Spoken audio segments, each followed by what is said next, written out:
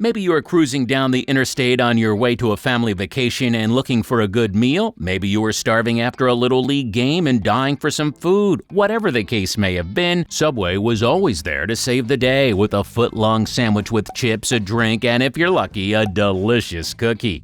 At one time, Subway was maybe the most successful restaurant in the world, surpassing McDonald's in store count. However, this trend has unfortunately not continued. On this episode of Every Last Crumb, we're taking a look into the foot-long rise and fall of Subway.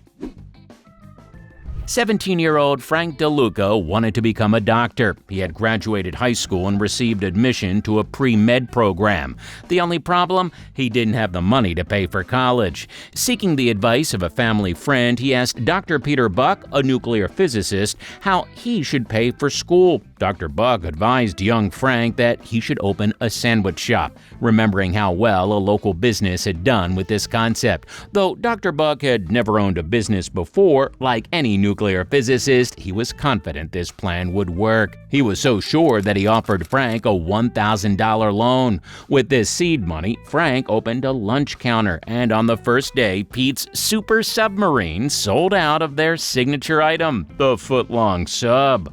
Back in 1965, the Footlong was only 69 cents, and soon, Frank was raking in so much cash that paying for school would be no problem. But after enjoying so much early success, he and his business partner had other plans in mind. It didn't take long for business to boom. Frank and Peter decided to start spreading their brand like mayonnaise across white bread. By 1974, the business partners had changed the business's name to Subway, and they operated 16 locations across Connecticut. They then decided to franchise the business with the goal of owning 32 stores. Their plan was wildly successful.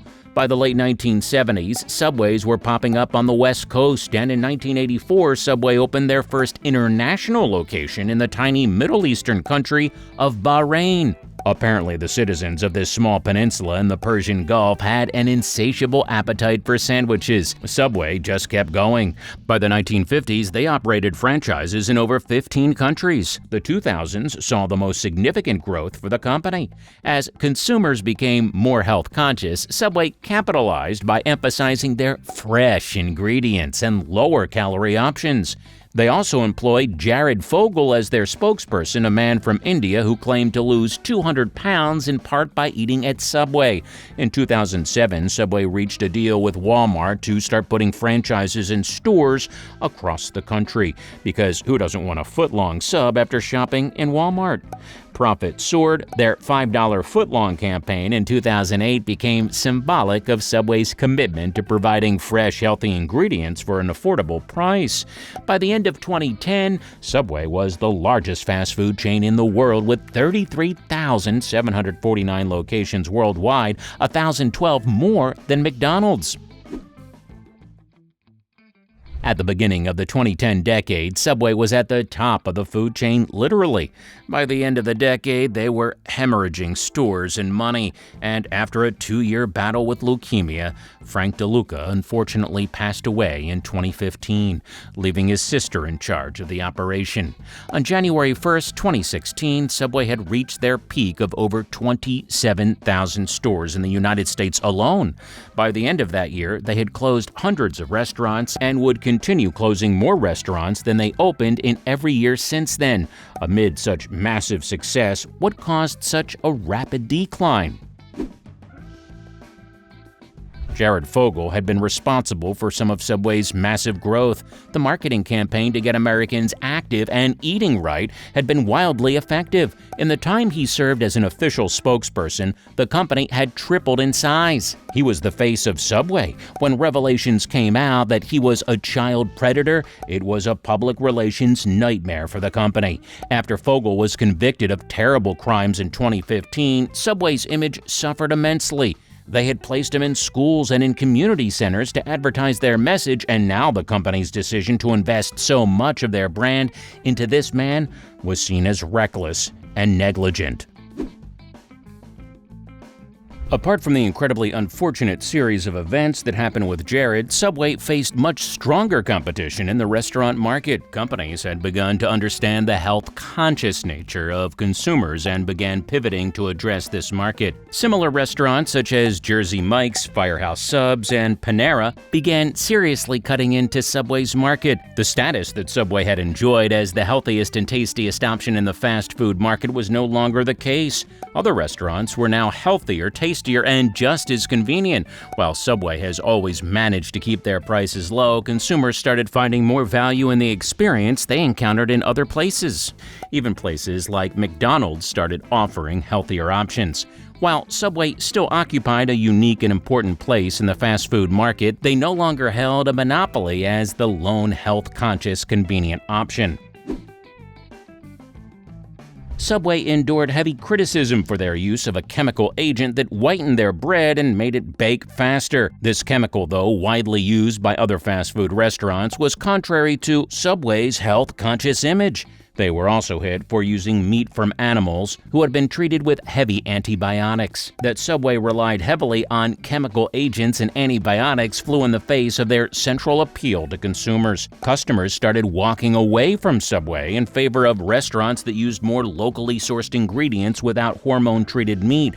Recently, a few customers thought their Footlong tuna was a bit fishy, or rather not fishy enough. A lawsuit was filed that claimed Subway's tuna wasn't real tuna, and they were instead using other ingredients to mimic tuna. After a series of investigations, this claim was deemed false and the suit was dropped. Though their name was cleared in this instance, the incident did not improve the public image of Subway and instead seeded doubt in the minds of customers considering their issues with other ingredients.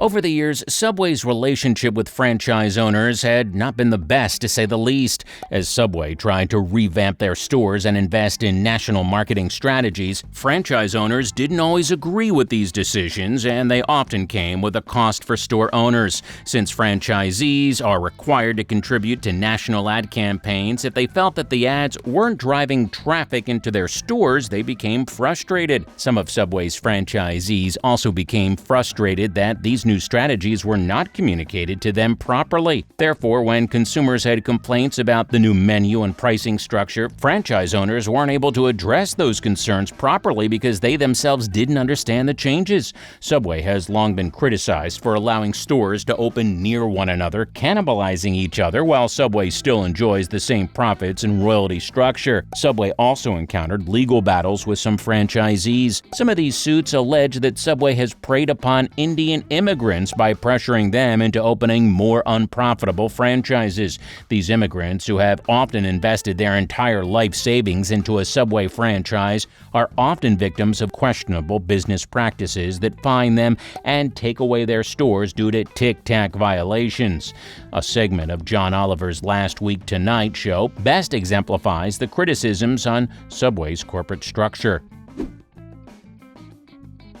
Finally, the pandemic had a massive impact on Subway's sales. Since so much of their business relies on foot traffic, the shutdowns had a much more significant impact on Subway than it did on companies who had already embraced a contact-free system of deliveries and to-goes. In 2020, they closed 1,609 stores, and in 2021, they shut down shops on another 1,043. Subway saw their falling sales and tried to revamp their image. They committed to using antibiotic-free chicken and turkey with a plan to transition their pork and beef to these standards by 2025. They also started Fresh Forward campaign in 2017 that featured a new logo. Subway remodeled many of their stores to feature self-ordering kiosks, charging ports at their tables, and they rolled out a new menu that featured more gluten-free options, fresher toppings, and bold new condiments. They began featuring some of the most famous athletes in the world as their new spokespersons, including Tom Brady, Serena Williams, Stephen Curry, and Patrick Mahomes. Wanting to appeal to a younger audience in 2018, they invested $25 million into a new corporate strategy to appeal to a more youthful market. Despite all their efforts, these plans haven't worked, and people have gone elsewhere to find delicious sub sandwiches. Subway still holds a significant space in the fast food industry. By placing themselves in superstores like Walmart and by partnering with gas stations to have locations in more remote places, they still meet a need that other health-conscious competitors can't meet. Their commitment to providing healthy options at an incredibly affordable price also differentiates them from some of their more expensive competitors. However, just this year, the DeLuca family announced that the business was up for sale. Enlisting the help of financial giant J.P. Morgan to help them with the sale, the company is valued at $10 billion. Potential buyers include an investment company backed by Goldman Sachs, but whoever purchases the massive business faces declining sales, closing stores, and an indifferent public attitude towards the brand. However, we will note that based on recent news, Subway sales may be looking up, but time will tell. Did you know that at one point Starbucks was on the verge of bankruptcy? Watch how Starbucks built their $137 billion empire right here.